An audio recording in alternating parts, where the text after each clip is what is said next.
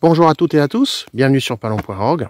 Alors aujourd'hui, messieurs, vous allez me présenter la carabine Denso et une des carabines Denso.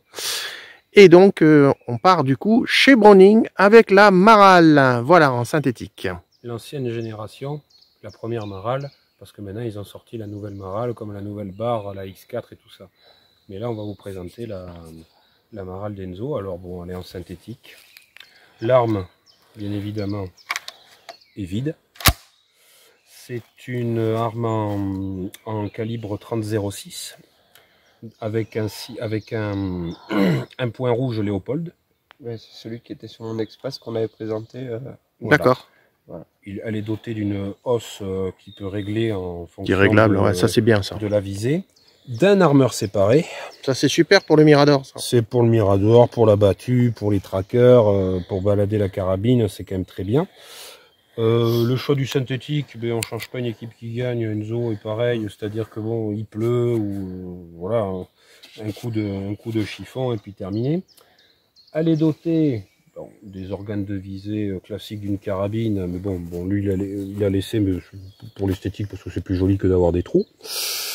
Voilà, ici et là, et il a la possibilité de mettre un réducteur de son ou un frein de bouche.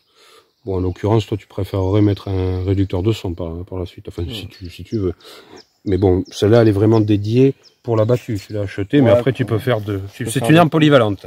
Tu peux faire de l'affût, de l'approche. C'est surtout pour ça que je l'avais acheté, c'était pour... Voilà. Et puis, alors la seule différence de réarmement avec la RX-LX qu'on a avec moi et Jean-Noël, la RX-LX, il faut tirer et ramener. Là, on tire, on lâche. C'est un coup à prendre. Hein. C'est un coup à prendre. C'est un coup à prendre. Hein. Tout à fait. Voilà. Donc là, vous voyez, là, quand on arme la carabine, elle est toujours en position de sécurité. Il faut appuyer sur l'armeur séparée pour faire feu. Voilà. Donc en plus il en est très content parce qu'il a fait des prélèvements de sanglier avec, donc ça c'est super. Et elle est dotée de 2 chargeurs, une petite capacité, 3 plus une dans la chambre, donc ça fait 4 coups. Et ce qui est bien, c'est que Browning, eh bien, ils sont pas bêtes. C'est fluo. Ouais. On le fait tomber, on le voit. Ouais. Et ensuite, celui de grande capacité. Tu en mets combien on a dedans? On en met une dizaine, je crois. Ouais, c'est ça, c'est-à-dire 9 plus une. Voilà. Il y a de quoi faire du bruit. Alors, je dirais plus vers chez nous, ou même partout. En battue, c'est la première balle qui compte. Hein. Ouais. Mais si on est dans une culture et qu'on voit une grosse compagnie de sangliers et qu'on est assez adroit pour en tirer, ou même sécuritaire, je dirais... c'est une carabine où on le blesse, on peut vite réarmer et lui foutre 1 ou 2 pets en plus pour qu'il puisse mourir dans des meilleures conditions possibles et pas souffrir.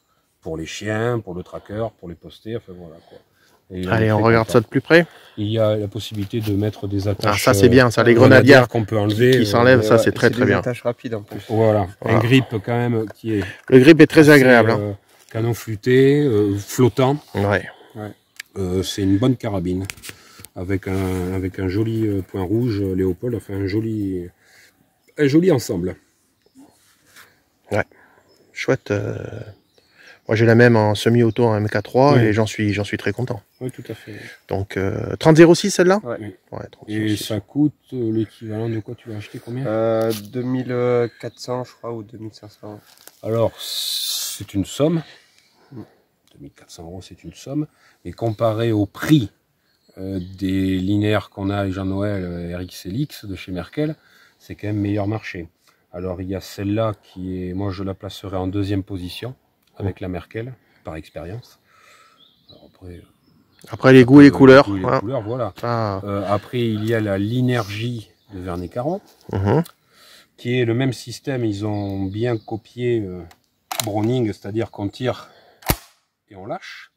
Et il y a la Beretta BRX1, je crois, si mes souvenirs sont bons, où là il faut tirer et ramener.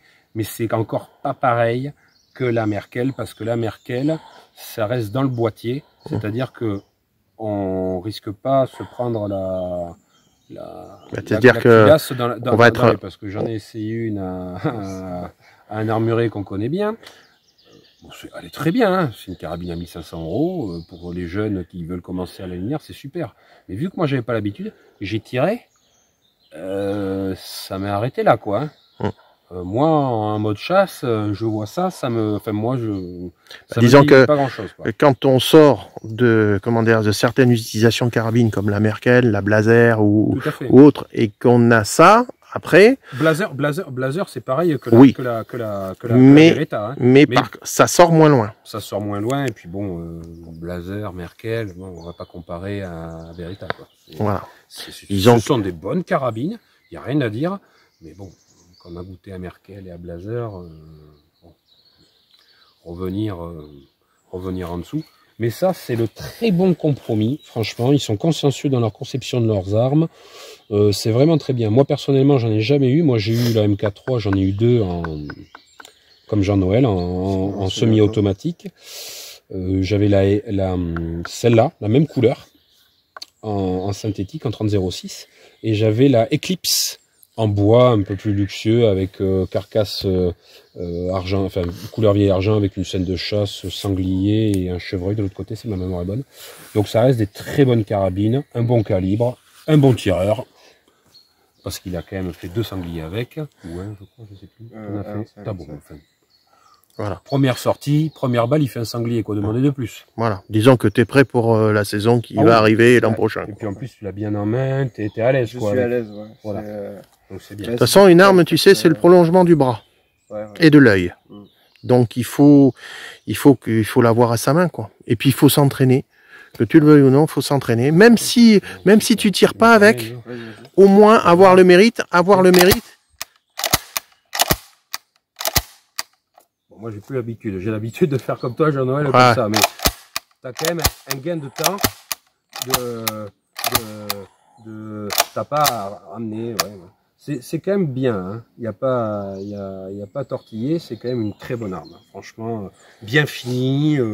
Voilà. Alors après, la nouvelle, je l'ai vue en photo, oui. Oui, il y a quelques petites modifications, mais c'est comme la nouvelle. C'est comment? Oui, par contre, le prix n'est pas infime. Hein. Non. De la modification.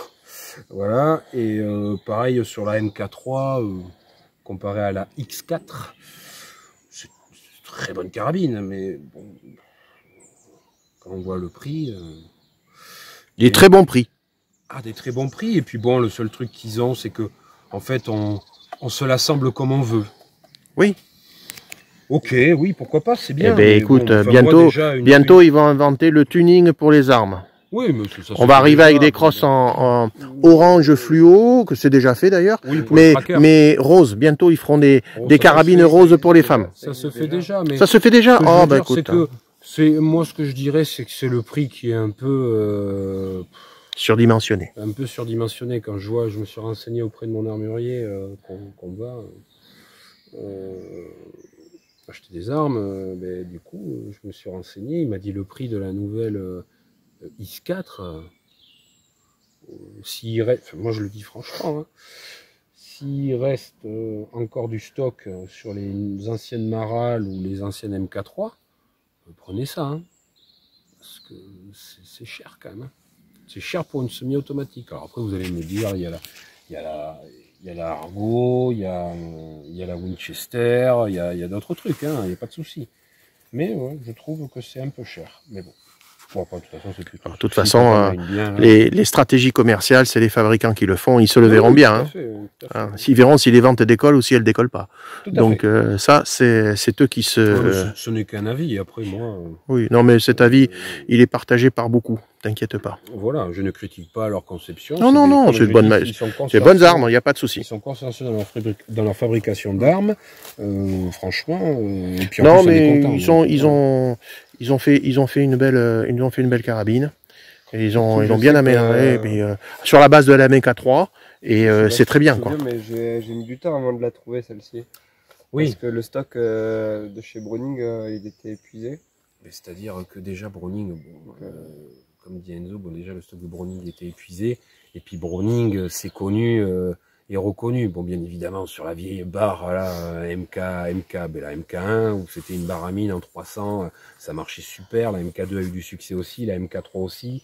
La Maral a été une révolution parce que c'est la première à avoir trouvé ce système. Fais attention, de faire de ça.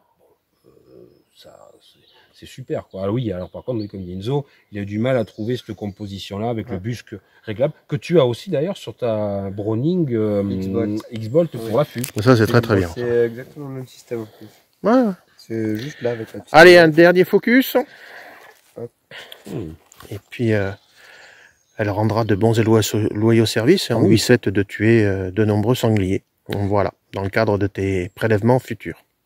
Allez, à très bientôt sur Palon.org. Au revoir. Au revoir.